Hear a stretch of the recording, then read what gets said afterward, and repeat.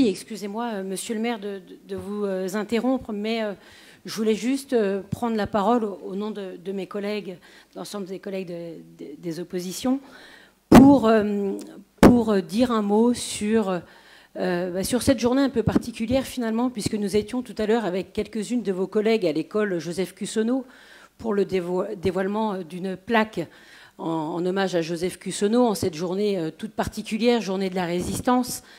Et je repense à une phrase qui est inscrite sur le mur de mon école Marie-Thallet, une phrase de Stéphane Hessel qui dit « Le motif de base de la résistance est l'indignation ». Il avait complété ses propos en rajoutant « Le sentiment le plus grave aujourd'hui, c'est de penser qu'il n'y a rien à faire ». Et que pouvons-nous faire, nous, membres d'un conseil municipal, par rapport aux atrocités qui se passent dans le monde? Peu de choses, finalement. Et je sais bien que vous n'êtes pas très friand des vœux que nous proposons, donc permettez-moi juste de prendre la parole à cet instant. À part nous indigner, effectivement, et je suis persuadée que nous partageons tous cette même indignation, j'en suis convaincue. Il y a quelques mois, nous nous sommes associés à vos propos, monsieur le maire, lorsque vous avez dénoncé en conseil d'agglomération les actes terribles perpétrés en Israël lors de l'attaque terroriste commise par le Hamas du 7 octobre et qui ont fait 1200 morts. Plus de 200 jours après, les morts sont de plus en plus nombreux.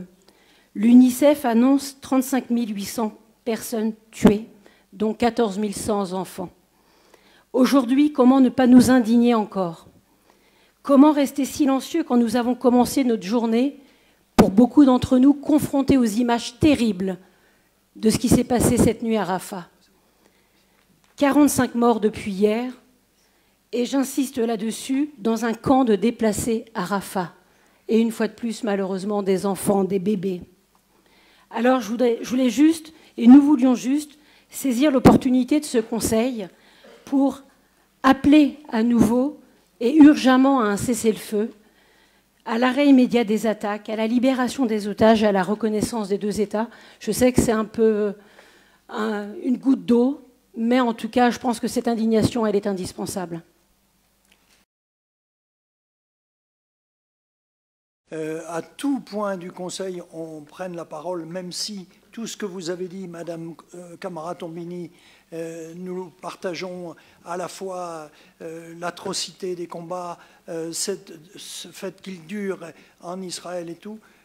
D'une part, nous avons pris l'habitude aussi, quand il y a une intervention de ce type, de l'annoncer au Conseil et soit de la mettre totalement au début, hors délibération, ou totalement à la fin. Je ne sais pas ne pas vous donner la parole quand vous levez la main, mais j'aurais aimé que vous me disiez que vous alliez intervenir sur Israël et sur Gaza.